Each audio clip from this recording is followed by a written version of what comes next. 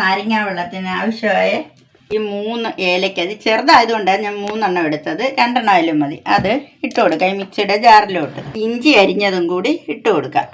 പുതിന ഇല ഉണ്ട്, നല്ലതാ. എനിക്ക് പുതിന ഇല ഇല്ലായിരുന്നു, കാരണം ഞാനത് ഇട്ടില്ല. ഈ പച്ചമുന്തിരി ഇതും കൂടി ഇട്ട് കൊടുക്കാം.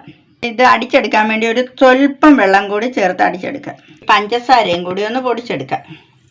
ഇത് ഞാൻ അതെല്ലാം അരച്ചുകൊണ്ട് വന്നിട്ടുണ്ട്. ഇനി നമുക്കതൊന്ന് അരിച്ചെടുക്കാം. കാരണം മുന്തിരിയൊക്കെ ഇട്ടുകൊണ്ട് ആ തൊലിയൊന്നും വരാതിരിക്കാൻ വേണ്ടി നമുക്കതൊന്ന് അരിച്ചെടുക്കാം. ആ പഞ്ചസാര എല്ലാം പൊടിച്ചുകൊണ്ട് വന്നിട്ടുണ്ട്.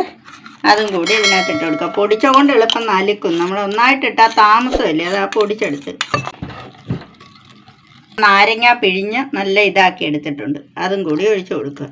കുറച്ച് തണുത്ത വെള്ളം കൂടി ഒഴിച്ചു കൊടുക്കാം. അപ്പം നമ്മളതെല്ലാം ഗ്ലാസ്സിലോട്ട് മാറ്റി. ഇനി നമുക്കതിനകത്തോട്ട് ഐസിൻ്റെ കട്ട ഇട്ട് കൊടുക്കാം.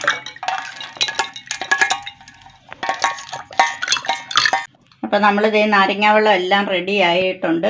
നല്ല ടേസ്റ്റ് ഉണ്ട്. കാരണം ആ മുന്തിരിങ്ങയുടെയും ഏലക്കയുടെയും ഇഞ്ചിയുടെയും എല്ലാം കൂടി വന്നിട്ട് നല്ല ഒരു ടേസ്റ്റ് ഉണ്ട്. കണ്ടോ, കളറിനും ഇച്ചിരി മാറ്റമുണ്ട്. ഒരു പച്ച കളറുണ്ട്, പച്ചമുന്തിരിങ്ങ ആയതുകൊണ്ട്.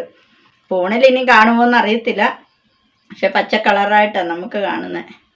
അപ്പോൾ നല്ല ഇതാ, എല്ലാവരും ഉണ്ടാക്കി നോക്കിക്കോ.